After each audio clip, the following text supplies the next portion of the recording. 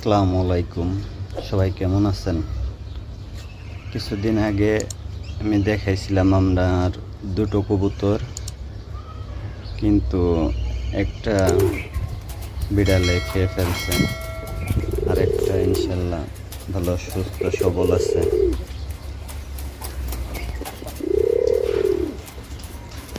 এই যে কবুতরটা খাবার খাচ্ছে,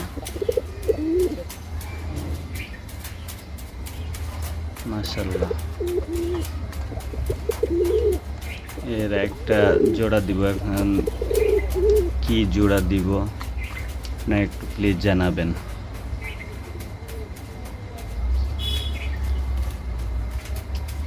কোনটা দিলে ভালো হবে একটু জানাবেন প্লিজ।